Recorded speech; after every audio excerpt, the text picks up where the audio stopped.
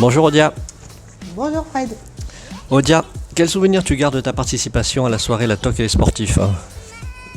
Quel souvenir je peux... mes souvenirs, c'était une première pour moi. Et toutes les personnes que j'ai pu rencontrer.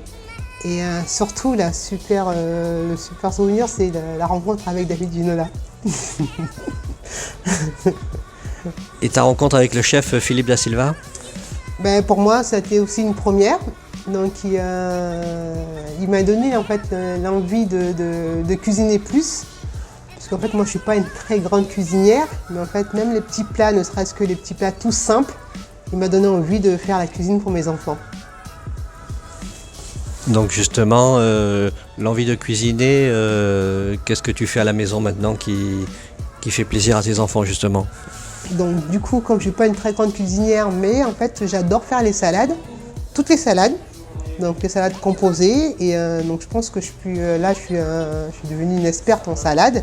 Et j'essaie de faire des petits plats en sauce, des petits plats que les filles aiment, parce qu'en fait les filles elles n'aiment pas très les légumes. Donc du coup je vais essayer de faire des plats au four avec des légumes, faire des gratins en fait. Et depuis elles aiment. Est-ce que tu aimes aller au restaurant et quels sont tes endroits préférés? Oui, j'adore aller au restaurant et j'ai une petite préférence pour un restaurant qui se trouve dans le 2e arrondissement. C'est un restaurant gastronomique et en fait le restaurant s'appelle le Bissac et c'est de la cuisine française gastronomique et puis j'adore aller là-bas. Donc justement, tu aimes le restaurant, tu aimes cuisiner. Si tu m'invites chez toi, qu'est-ce que tu vas me préparer? Si je t'invite chez moi, je vais te préparer un gratin dauphinois. Parce que ça y est, j'ai appris à faire le gratin dauphinois. C'est tout simple, mais c'est quand même compliqué quand même. Un gratin dauphinois avec une bonne petite salade en entrée, une petite salade composée. Voilà.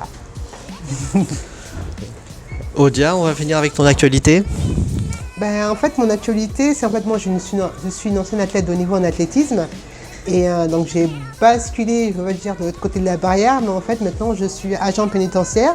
Je fais partie d'une brigade du QPR-RSE, c'est le quartier de la prise en charge de la radicalisation.